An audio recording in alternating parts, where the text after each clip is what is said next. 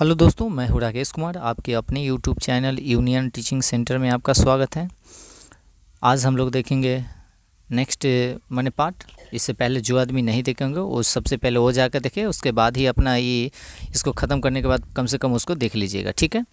आज हम लोग चलेंगे 156 से। इससे पहले जो है से 155 तक ऑलरेडी कहने का मतलब ऐसे आप लोगों को वीडियो प्रोवाइड करा दिया गया है, ठीक है। जो आदमी हमारे चैनल पे नए होंगे सब्सक्राइब ज़रूर कर लीजिएगा और बेल आइकन को भी दबाना मत भूलिएगा, ठीक है ना। और लास्ट में कम से कम लाइक ज़रूर कर दीजिएगा। और जो अगर देखिएगा सो जो व्यक्ति अगर कोई कमज़ोर है तो उनको कहने का मतलब वीडियो को प्रोवाइड करा दीजिएगा ताकि उनको भी इससे फ़ायदा हो सके, ठीक है ना। और ज़्यादा से ज़्यादा हो सके वीडियो को शेयर कीजिएगा, ठीक। आते हम लोग सेशन को स्टार्ट करते हैं। ध्यान दीजिएगा, आज हम लोग टोटल क्वेश्चन लेकर आए हैं आपके लिए, यानी कि 201 है ना, 201 तक लाइज कराएंगे। चलिए स्टार्ट करते हैं हम लोग सेशन को। आज फर्स्ट क्वेश्चन जो कहता है, ध्यान दीजिएगा, फर्स्ट क्वेश्चन है,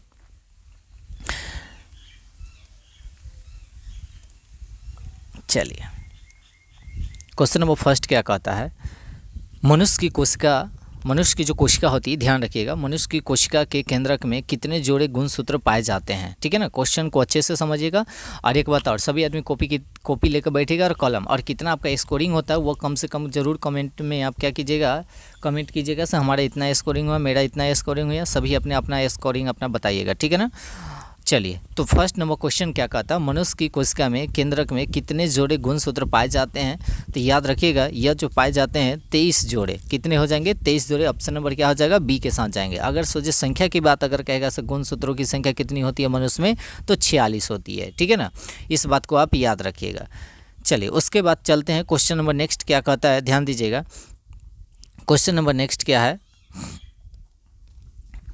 प्रेरित यानी कि व्यक्ति से, यानी कि स्वास्थ्य व्यक्ति में, माने कोई बीमार व्यक्ति है, हर स्वास्थ्य व्यक्ति में जो कहता है से एड्स जो है कैसे फैलता है। क्वेश्चन को ऐसे याद रखिएगा, कोई बीमार व्यक्ति, प्रेरित माने वही जो बीमार व्यक्ति है, जो स्वास्थ्य व्यक्ति में एड्स जो है से फैलने का कारण क्या है, कैसे फैलता है।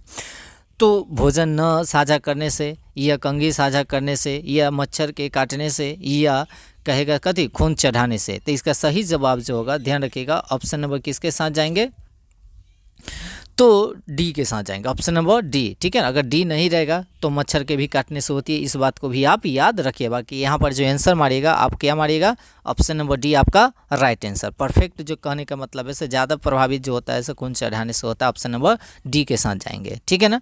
उसके बाद आते हैं क्वेश्चन नंबर नेक्स्ट, ध्यान दीजिएगा। क्वेश्चन नंबर नेक्स्ट क्या कहता है, निम्नलिखित में कौन मादा जनन हार्मोन है। मादा जनन हार्मोन की बात पूछ रहा है, मादा जनन हार्मोन के बारे में बोला है, से मादा जनन हार्मोन कौन है। सुनिएगा, ऑप्शन एस्ट्रोजन, इससे नेक्स्ट वाला वीडियो में आप लोगों को बता दिए थे, ठीक है ना। एस्ट्रोजन या एस्ट्रोजन की बात अगर कहेगा, एस्ट्रोजन, तो यह जो मादा की अगर बात करता है तो मादा में जो पाया जाता है एस्ट्रोजन ही पाया जाता है। और पुरुष में की अगर बात किया जाए तो टेस्टोएस्ट्रोजन पाया जाता है। टेस्ट करने वाला, फंसाइएगा क्या, टेस्ट करने वाला, है ना। तो मादा की बात करेगा तो ऑप्शन नंबर किसके साथ जाएंगे, ए के साथ, ठीक है ना। एस्ट्रोजन की बात हो रही है, मादा की बात हो रही है।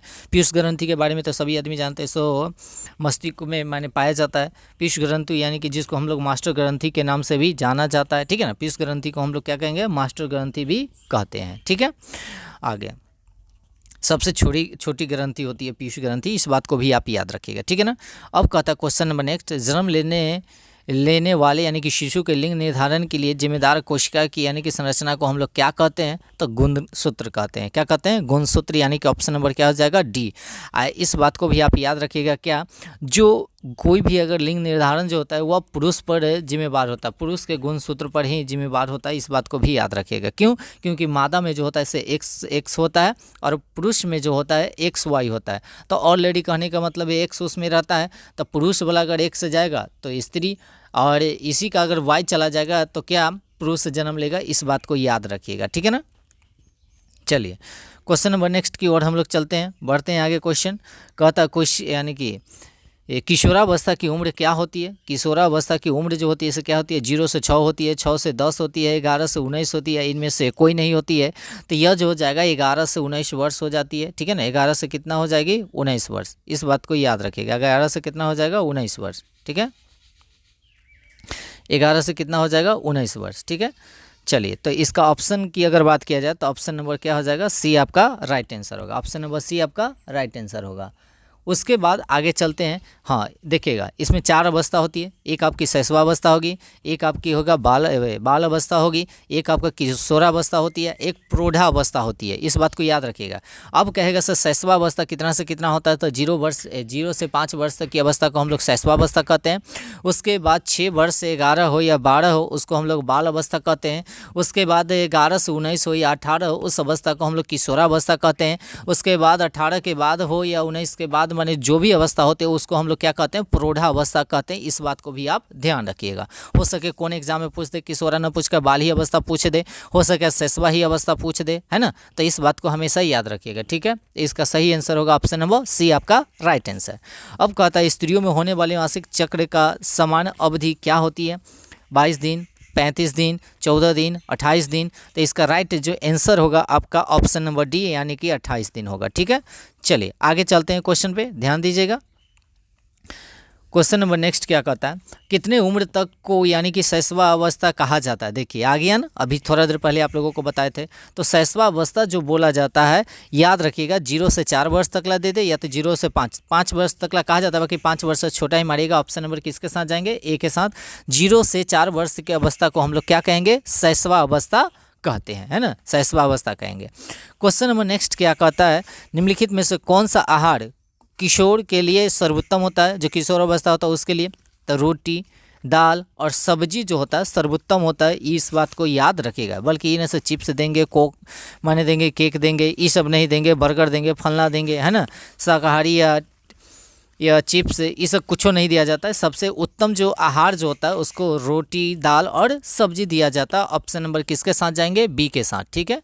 चलिए क्वेश्चन नंबर नेक्स्ट चलते हैं। क्वेश्चन नंबर नेक्स्ट क्या कहता है, शरीर में होने वाले परिवर्तन किस प्रक्रिया का एक भाग है। शरीर में जो परिवर्तन होती है ध्यान रखिएगा, वह क्या माने वह भाग क्या कहलाता है। तो वृद्धि कहता है, जन्म कहलाता है, जनन कहलाता है, वंश कहलाता है ना। तो इसका ऑप्शन नंबर क्या हो जाएगा आपका, ए हो जाएगा यानी कि वृद्धि कहलाएगा। ऑप्शन नंबर ए के साथ जाएंगे, ऑप्शन नंबर ए के साथ जाएंगे, ठीक है ना। ऑप्शन नंबर किसके साथ जाएंगे, ए के साथ जाएंगे, ठीक है। आगे कहता है वृद्धि क्या है। तो देखिए वृद्धि जो होता है प्राकृतिक पराक्रम कहता है, या कृत्रिम पराक्रम कहता है, या सामाजिक पराक्रम कहता है, या उपयुक्त सभी। तो ये प्राकृतिक देन है। ये जो वृद्धि जो होता है प्राकृतिक देन है, हम लोग नहीं स्वयं होती है। इस बात को भी याद रखिएगा, ठीक है ना। तो प्राकृतिक ऑप्शन नंबर किसके साथ जाएंगे, ए के साथ जाएंगे, ठीक है। ऑप्शन नंबर आपका ए इज राइट आंसर होगा। चलिए क्वेश्चन नंबर नेक्स्ट क्या कहता है आगे, किस अवस्था में मनुष्य के शरीर में अनेक परिवर्तन होते हैं। अनेक परिवर्तन की बात बोल रहा है। अनेक परिवर्तन बाल अवस्था में होता है, या किशोरावस्था में होता है, या यौन अवस्था में होता है, या प्रौढ़ावस्था में होता है, ठीक है ना। तो सबसे ज़्यादा अगर कहा जाए परिवर्तन जो होता है यह किशोरावस्था में होता है। इस बात को आप याद रखिएगा। सुपर क्वेश्चन है एग्जाम की व्यू से, ठीक है ना। इसको जितना बार VVI कर सकते हैं उतना बार कर सकते हैं, है ना। ऑप्शन नंबर क्या हो जाएगा आपका, बी आपका राइट आंसर। ज़्यादा परिवर्तन जो होता है शरीर में, परिवर्तन जो सबसे ज़्यादा देखा जाता है किस अवस्था में देखा जाता है, तो किशोरावस्था में देखा जाता है, ठीक है ना। और ज़्यादातर यानी कि पुरुष की अपेक्षा महिला का विकास सबसे ज़्यादा होता है इसी अवस्था में, ठीक है। आगे आते हैं, उस राशि का नाम बताइए जिसका मात्रक न्यूटन है। देखिए एकदम सुपर क्वेश्चन है। कहता उस राशि का नाम बताइए जिसका मात्रक क्या होता है, न्यूटन। तो किसका न्यूटन होता है मात्रक, तो इस बात को याद रखिएगा। बल का ऐसा मात्रक जो होता है इसे न्यूटन होता है ना। और दाब का ऐसा मात्रक होता है कथी, पास्कल। क्या होता है, पास्कल, है ना। दाब का पास्कल होता है। चलिए उसके बाद जो भी कहेगा केजी में अगर कहेगा तो द्रव्यमान हो जाएगा उसको।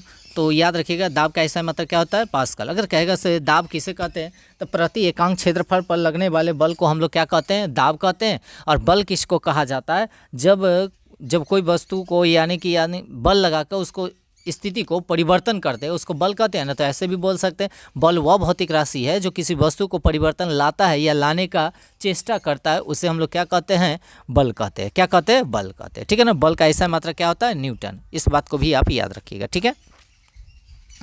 चलिए अगला क्वेश्चन आते हैं हम लोग। क्या कहता है क्वेश्चन, निम्नलिखित में से कहता है कौन सा संपर्कित यानी कि बल है ना। संपर्कित यानी कि बल हो सकता है। तो ऑप्शन नंबर किसके साथ जाएंगे, घर्षण बल। कौन हो जाएगा आपका, घर्षण बल। ऑप्शन नंबर क्या हो जाएगा, ऑप्शन नंबर डी आपका राइट आंसर। अब घर्षण बल किसको कहा जाता है उस बात को भी आप लोग अच्छे से जान लीजिए। जब दो सतहों के बीच जो बल लगता है उसी को हम लोग क्या कहते हैं, घर्षण बल कहते हैं। ठीक है ना, घर्षण से हमको लाभ भी होता है और हानि भी होती है। ठीक है ना। अब अगर कहेगा से लाभ कहाँ होता है, घर्षण। देखिए अगर घर्षण अगर नहीं रहेगा तो हम लोग एक जगह से दूसरे जगह नहीं जा पाएंगे। और जैसे कैरम बोर्ड खेलते हैं तो उससे घर्षण की माने वो तो घर्षण का ज़रूरत नहीं होती है, क्योंकि उस पर पाउडर डाल के हम लोग क्या करते हैं, घर्षण को क्या करते हैं, कम करते हैं। ठीक है ना, तो उतने हमको घर्षण की ज़रूरत नहीं होती है। बाकी बात जो भी चीज़ होता है कार्य करने में, जाने आने बैठने, है ना, ये सभी चीज़ में घर्षण की आवश्यकता होती है ना। इस बात को आप याद रखिएगा। तो ऑप्शन नंबर किसके साथ जाएंगे, डी के साथ जाएंगे। ठीक है ना। गुरुत्व बल तो जानबे करते हैं, जो अपनी ओर आकर्षित करता है। पृथ्वी भी एक क्या है, चुंबक है ना, जो सभी वस्तु को अपनी ओर क्या करता है, आकर्षित करता है। चुंबकीय बल तो जानबे करते हैं, जो लोहे के कण को अपनी ओर क्या करता है, घिसता है। स्थिर वैद्युत बल क्या होता है, जैसे बाल है, बाल हो गया, उसमें प्लास्टिक के कोई भी चीज़ को अगर रगड़िएगा तो रगड़ने के पश्चात देखिएगा कागज़ का छोटा टुकड़ा जो होता है वह अपनी ओर क्या कर लेता है, आकर्षित कर लेता है ना। तो वैसे बल जो है स्थिर वैद्युतीय यानी कि बल हो जाएगा। तो इस बात को भी आप याद रखिएगा। चुंबकीय बल भी कहेगा तो, या गुरुत्वीय बल कहेगा तो, घर्षण बल कहेगा तो, है ना। तो ये ऑप्शन नंबर डी के साथ जाएंगे। चलिए आगे चलते हैं हम लोग question number next. Question number next क्या कहता है, ध्यान रखिएगा।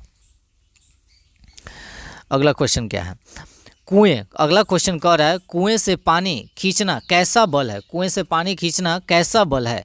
तो यह अपकर्षक है या अभिकर्षक है। तो यह जो हो जाएगा अभिकर्षक। ऑप्शन नंबर किसके साथ जाएंगे, बी के साथ हो जाएगा। ठीक है ना, यानी कि अभिकर्षक। उसके बाद आते हैं क्वेश्चन नंबर नेक्स्ट पे। अगला क्वेश्चन क्या कहता है, ध्यान दीजिएगा।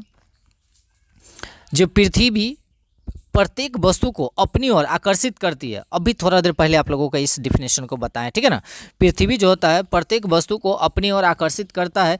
इस आकर्षण बल को क्या कहा जाता है, तो जो अपनी ओर आकर्षित करता है उसको हम लोग गुरुत्व बल कहते हैं। क्या कहते हैं, गुरुत्व बल कहते हैं। ऑप्शन नंबर क्या हो जाएगा आपका, सी आपका आंसर हो जाएगा right answer. Option number C, option number क्या हो जाएगा, सी राइट आंसर होगा। उसके बाद क्या कहता है, प्रति एकांक क्षेत्रफल पर लगने वाले बल को हम लोग क्या कहते हैं, दाब। इसका भी डिफिनेशन अभी थोड़ा देर पहले बताया। ठीक है ना, प्रति एकांक क्षेत्रफल पर लगने वाले बल को हम लोग क्या कहते हैं, दाब कहते हैं। डिफिनेशन भी आपको याद रखना पड़ेगा। ठीक है ना, तो ऑप्शन नंबर किसके साथ जाएंगे, बी के साथ जाएंगे। ऑप्शन नंबर बी आपका राइट आंसर होगा। ठीक है, क्वेश्चन नंबर नेक्स्ट क्या कहता है, ध्यान रखिएगा। दरवाजे को धक्का देने पर कैसा बल लगता है। दरवाजे को अगर धक्का दिया जाए तो उसको क्या कहा जाएगा, अपकर्षण कहा जाएगा। क्या कहा जाएगा, अपकर्षण। अभिकर्षण नहीं कहा जाएगा, अपकर्षण कहा जाएगा। यानी कि ऑप्शन नंबर किसके साथ जाएंगे, ए के साथ जाएंगे। ठीक है, अब कहता है शुष्क मौसम में बालों में यानी कि कंघी मारने पर वह बिखर जाता है, इसके लिए बल उत्तरदायित्व होती है। कौन सी बल उत्तरदायित्व होती है, तो अभी हम थोड़ा देर पहले बताएं, बाल वाला कंघी वाला याद, प्लास्टिक के कंघी याद रखिएगा। तो स्थिर वैद्युत बल हो जाएगा। ऑप्शन नंबर बी के साथ जाएंगे। Option number B. डिफिनेशन हर बात को जो एक्सप्लेन करते हैं उसको हर बात को अच्छे से याद रखिएगा, क्योंकि कहीं ना कहीं वो क्वेश्चन आपको भेटा जाएगा। ठीक है, अब आते हैं क्वेश्चन नंबर नेक्स्ट, ध्यान दीजिएगा। नेक्स्ट क्वेश्चन क्या कहता है, बल का कौन मात्रक है, बल का कौन मात्रक है। तो देखिएगा, बल का जो ऐसा मात्रक होता है आपका न्यूटन होता है। बल का ऐसा मात्रक क्या होता है, न्यूटन होता है। बल का ऐसा मात्रक क्या होता है, न्यूटन होता है। अब कहते हैं इनमें से कौन दाब का मात्रक है, ये भी बात अभी बताएं। दाब का ऐसा मात्रक होता है क्या, पास्कल। दाब का ऐसा मात्रक क्या होता है, पास्कल। और एक बात और ध्यान में रखिएगा, पास्कल के साथ साथ न्यूटन प्रति वर्ग मीटर भी होता है। तो ये दोनों जहां दिखाई देगा वही आपका आंसर होगा, यानी कि पास्कल भी होगा और न्यूटन प्रति वर्ग मीटर दोनों होगा। यानी कि ऑप्शन नंबर किसके साथ जाएंगे, सी के साथ जाएंगे। ठीक है, ऑप्शन नंबर सी आपका राइट आंसर होगा। आगे चलते हैं क्वेश्चन नंबर नेक्स्ट पे, ध्यान दीजिएगा। क्वेश्चन नंबर नेक्स्ट क्या कहता है, बैलों द्वारा गाड़ी को खींचना किस बल का उदाहरण है ना। बैल जो खींचेगा, एक ध्यान रखिएगा, वह मांसपेशियों की बल लगता है। माने वो बेचारा जो है से नीचे एक तो घर्षण बल लगता है और ऊपर जो है से क्या करता है, बैल किसी वस्तु को अगर खींचता है तो मांसपेशीय बल के द्वारा ही खींचता है ना। तो यह ऑप्शन नंबर क्या हो जाएगा, ये आपका राइट आंसर होगा। ऑप्शन नंबर क्या हो जाएगा, आपका राइट आंसर हो जाएगा। ठीक है ना, चलिए, तो आपका राइट आंसर हो जाएगा ऑप्शन नंबर क्या, ए। ऑप्शन नंबर ए, यानी कि पेशीय बल क्या हो जाएगा आपका, पेशीय बल। चलिए, उसके बाद कहता कोई भी वस्तु किस बल के कारण पृथ्वी पर गिर जाती है है ना, तो किसके कारण नीचे गिरता है, ऊपर क्यों नहीं जाता? कोई भी वस्तु को ऊपर फेंके ऑटोमेटिक से आकर नीचे ही गिरता है, तो गुरुत्वाकर्षण बल के कारण ऑप्शन नंबर क्या होगा आपका? सी आपका राइट आंसर होगा। गुरुत्वाकर्षण बल जो पृथ्वी जो होता है से एक चुंबक है और यह कोई भी वस्तु को ऊपर से नीचे माने खींच लेता है। अगर पृथ्वी का पलायन वेग का मान होता है 11.2 किलोमीटर पर सेकेंड, अगर 11.2 किलोमीटर पर सेकेंड से अगर किसी भी वस्तु को अगर पृथ्वी से अगर फेंका जाए तो वो वापस पृथ्वी पर कभी भी नहीं आएगा। इस बात को भी आप याद रखिएगा, ठीक है ना। आगे क्या कहता है क्वेश्चन, ध्यान रखिएगा। अगला क्वेश्चन है आपका, बल क्या होता है? बल क्या होता है? क्वेश्चन सुपर है। बल क्या होता है? तो बल क्या है? बल जो होता है परिमाण और दिशा दोनों बताती है। बल जो होती है परिमाण और दिशा दोनों बताती है, इसलिए ऑप्शन नंबर किसके साथ जाएंगे? सी के साथ जाएंगे, ठीक है ना। अब बल के कौन कौन से रूप होते हैं, है ना, बल के कौन कौन से रूप होते हैं। अब कहता है बल के कौन से रूप होते हैं, तो देखिएगा अभिकर्षण भी होता है और अपकर्षण भी होता है। अभिकर्षण भी होगा और अपकर्षण भी होगा, इनमें से दोनों होगा। ऑप्शन नंबर किसके साथ जाएंगे? सी के साथ जाएंगे। ऑप्शन नंबर सी आपका राइट आंसर होगा, ठीक है ना। चलिए आगे चलते हैं हम लोग अगले क्वेश्चन की ओर। अगला क्वेश्चन क्या कहता है, ध्यान रखिएगा। भार का मात्रक होता है, भार का मात्रक होता है ना। चलिए स्टार्ट करते हैं। भार का मात्रक जो होता है गौर कीजिएगा, तो न्यूटन होता है, दोनों होता है, या किलोग्राम होता है, इनमें से कोई नहीं होता है ना। न्यूटन किलोग्राम या दोनों होता है, इनमें से कोई नहीं होता है। तो भार का जो ऐसा मात्रक होता है आप ध्यान रखिएगा, ये आपका न्यूटन हो जाएगा। क्या हो जाएगा? न्यूटन। ऑप्शन नंबर ए के साथ जाएंगे, आपका राइट आंसर होगा। अब कहता है बल का प्रयोग किस में परिवर्तन लाने के लिए किया जाता है?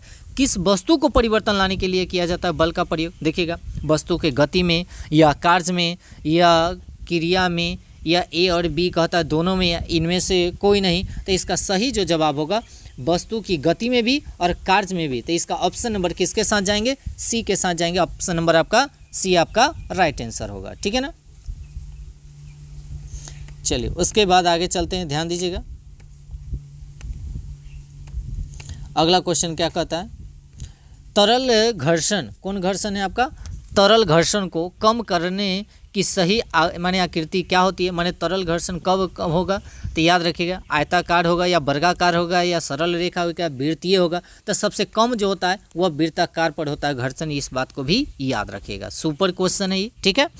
अब आगे क्या कहता है क्वेश्चन, जिस द्रव के उपयोग से यानी कि घर्षण कम होता है उसे हम लोग क्या कहते हैं? ठीक है ना। जो कम माने घर्षण जो होता है, घर्षण कम हो जाता है, उसे हम लोग क्या कहते हैं? स्नेहक द्रव कहते हैं। ऑप्शन नंबर किसके साथ जाएंगे? बी के साथ जाएंगे, ठीक है ना। आपका कितना स्कोरिंग आता है वो भी आप लोग बताइएगा, और लास्ट में ज़रूर से ज़रूर आप लोग लाइक कीजिएगा और वीडियो को थोड़ा सा दोस्त महिमों में क्या कीजिएगा? शेयर कीजिएगा, ठीक है, ताकि उन लोगों को भी बेनिफिट हो सके। क्योंकि अब एग्ज़ाम का समय बहुत ही नज़दीक आ गया है। जब तक हम लोग रिवीजन नहीं करेंगे, पढ़ बहुत लिए बट अब हमको रिवीजन करना, इस बात को याद रखिएगा, ठीक है ना। जब तक रिवीजन नहीं कीजिएगा तब तक फिर नंबर स्कोरिंग नहीं हो पाएगा, इस बात को याद रखिएगा, ठीक है ना। इसलिए जितना से जितना हो सके उतना रिवीजन करने का प्रयास कीजिए, ठीक है ना। उसके बाद आगे चलते हैं, और एक बात और बता दें, कल हम लोग 11 बजे के करीब क्या आएंगे? लाइव भी आएंगे, उस बात को भी आप याद रखिएगा, ठीक है ना। साइंस के क्वेश्चन लेके ही आएंगे। क्वेश्चन नंबर नेक्स्ट क्या कहता है, ध्यान रखिएगा। घर्षण हमेशा क्या होता है? तो घर्षण से हमेशा क्या होता है? लाभ भी होता है और हानि भी होती है। दोनों बात आपको पहले भी बता चुके हैं, है ना। घर्षण हमारे लिए लाभदायक भी होता है और हानिकारक भी होता है ना। तो इसका ऑप्शन की अगर बात किया जाए, और कुछ मामले में हानिकारक तथा कुछ मामले में लाभदायक भी होता है, तो ये ऑप्शन नंबर क्या होता है? डी के साथ जाएंगे, ठीक है। ये नहीं कहिएगा से ना तो हानि होती है ना ही लाभ होती है, ऐसा नहीं होता है। या तो कुछ माने हमारे लिए दोनों है, या तो लाभदायक भी होता है और कुछ के लिए हानिकारक भी होता है, माने दोनों हमारे लिए लाभदायक और हानिकारक दोनों है। अब कहता है घर्षण बल को क्या कहते हैं? तो लोटनिक कहते हैं। घर्षण बल को हम लोग क्या कहेंगे? लोटनिक कहेंगे। ऑप्शन नंबर किसके साथ जाएंगे? ए के साथ जाएंगे। ऑप्शन नंबर ए आपका राइट आंसर होगा, ठीक है ना। Option number A. अब कहता है क्वेश्चन अगला, जो घर्षण से क्या उत्पन्न होती है? घर्षण से क्या उत्पन्न हो सकती है ना। घर्षण से क्या उत्पन्न होती है? तेल, ऊष्मा, जल, या इनमें से कोई नहीं। तो घर्षण जो देखिएगा, जैसे घर्षण करेंगे तो उष्मा उत्पन्न होता है। अगर मान लीजिए जैसे लकड़ी में लकड़ी अगर घर्षण कीजिए, पत्थर में पत्थर से घर्षण कीजिएगा तो यह जो होगा उष्मा आपका आएगा। क्या आ जाएगा? उष्मा आपका हो जाएगा। इस बात को याद रखिएगा, क्या होगा आपका? उष्मा होगा। यानी कि ऑप्शन नंबर किसके साथ जाएंगे? सी के साथ जाएंगे, उष्मा हो जाएगा। उसके बाद कहता है टायर की यानी कि तलियों की गोटी क्या करती है? तो देखिएगा, घर्षण बढ़ाता है, घर्षण को घटा देता है, या कोई प्रभाव नहीं पड़ता है। तो देखिएगा, जब गोटी रहता है ना तो घर्षण को क्या करता है? बढ़ाता है। यानी कि ऑप्शन नंबर ए आपका राइट आंसर हो जाएगा। ठीक है ना। अगर ये गोटियाँ नहीं रहेगी तो क्या होता है, अगर कहीं भी देखिएगा वो स्लिप करने की ज़्यादा चांसेस रहती है। अगर उसमें गोटी रहता है तो कस के ग्रिप की तरह एकदम क्या करता है, वो पकड़ के रखता है किसको? रोड को। ठीक है, ताकि इधर से उधर घर्षण न हो सके। ठीक है, आते हैं अगला क्वेश्चन क्या कहता है, ध्यान दीजिएगा। अगला क्वेश्चन आपका कहता है तलीय सतह से क्या होता है? तलीय सतह से आपका क्या होता है? घर्षण अधिक होता है या घर्षण कम होता है? घर्षण बिल्कुल नहीं होता है, घर्षण का प्रभाव नहीं पड़ता है। तो इसका सही जो जवाब होगा, याद रखिएगा, जो घर्षण कम होता है ना। ऑप्शन नंबर किसके साथ जाएंगे? बी के साथ। ऑप्शन नंबर बी आपका राइट आंसर होगा। ठीक है ना, बी आपका राइट आंसर। अब क्या कहता है, बर्फ पर चलने पर आप फिसल जाएंगे क्योंकि इससे क्या होता है ना। तब बर्फ पर फिसलेंगे कब? जब घर्षण कम लगता है। घर्षण कम लगेगा तो ऑटोमेटिक हम लोग फिसल जाएंगे। तो घर्षण ऑप्शन नंबर क्या? बी के साथ जाएंगे। ऑप्शन नंबर बी आपका राइट आंसर होगा। ठीक है ना। चलिए, उसके बाद अगला क्या कहता है, कैरम बोर्ड पर पाउडर छिड़कने से घर्षण पर क्या प्रभाव पड़ता है? अभी थोड़ा देर पहले आप लोगों को हम बताएं, इसलिए पाउडर अगर डालते हैं ताकि उसमें घर्षण कम लगे, है ना। तो कम के साथ जाएंगे। ऑप्शन नंबर क्या हो जाएगा आपका? बी आपका राइट आंसर हो जाएगा। ऑप्शन नंबर बी आपका राइट आंसर। ठीक है, आते हैं क्वेश्चन नंबर नेक्स्ट पे। ध्यान दीजिएगा, आप लोग जाइएगा नहीं, आपका कितना स्कोरिंग होता है सो भी बताना है, इस बात को याद रखिएगा।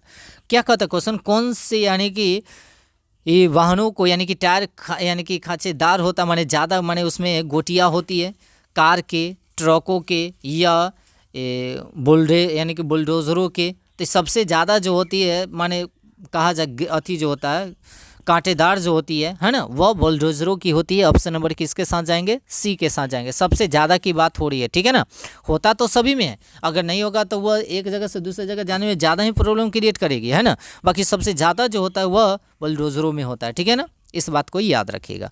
क्वेश्चन नंबर नेक्स्ट क्या कहता है, किस बल के कारण फर्श पर यानी कि लुढ़कती हुई गेंद कुछ समय के बाद अपने आप रुक जाती है ना। तो रुकने का रीज़न क्या? घर्षण उसमें लग रहा है, उसको रोक रहा है। जब जा रहा है तो उसको बरजोरी कहता है ऐसे मत जाओ, उसको क्या करता है? रोकता है। तो कौन? तो घर्षण। कौन? तो घर्षण। ऑप्शन नंबर किसके साथ जाएंगे? सी के साथ जाएंगे। घर्षण के कारण वह क्या हो जाती है? रुक जाती है। ठीक है ना। चलिए, रुकने का रीज़न वही है। उसके बाद आगे चलते हैं, ध्यान रखिएगा। अगला क्वेश्चन क्या कहता है? अगला क्वेश्चन क्या कहता है,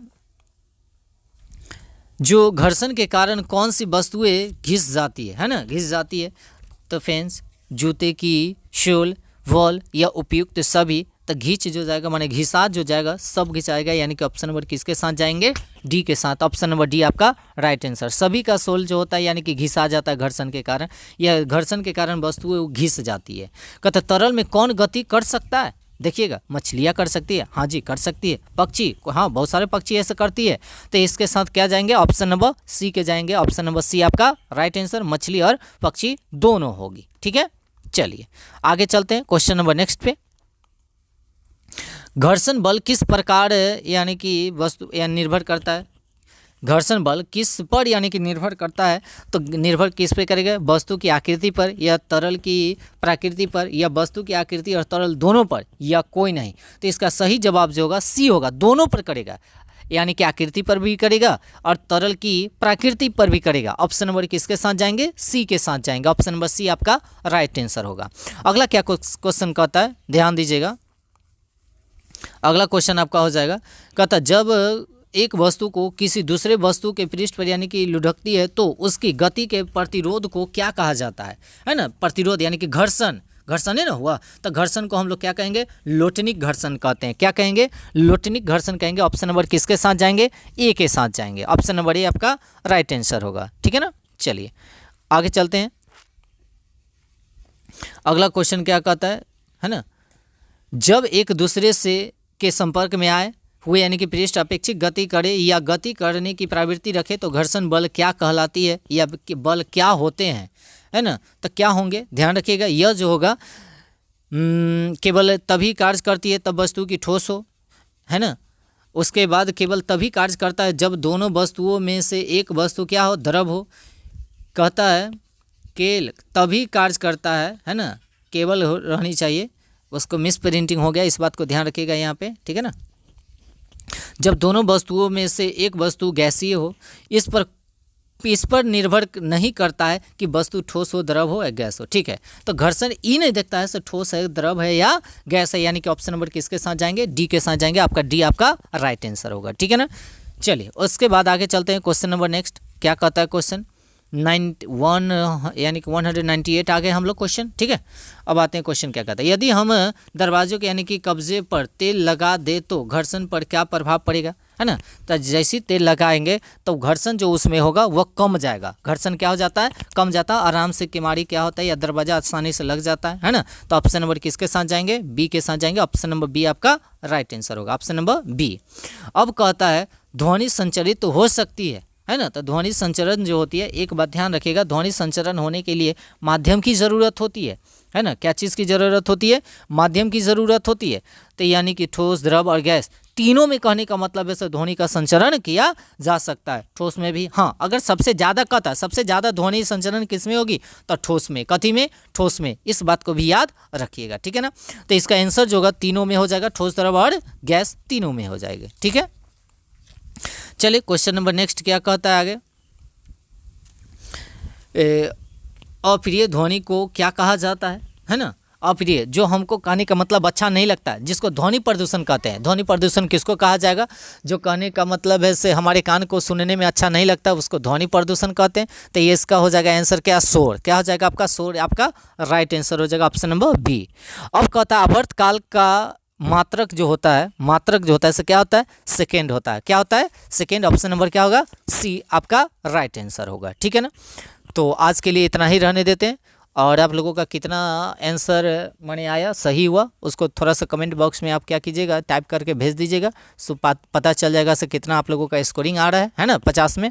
और ज़्यादा से ज़्यादा क्या कीजिएगा, इसको मैंने वीडियो को शेयर भी कीजिएगा, और जो आदमी नए होंगे हमारे चैनल पर तो सब्सक्राइब और क्या कीजिएगा, बेल आइकन को जरूर दबा लीजिएगा, ताकि जो भी वीडियो अपलोड करे तो नोटिफिकेशन सबसे पहले आपके पास जाए, ठीक है ना। तो आज के लिए इतना ही रहने देते हैं, धन्यवाद।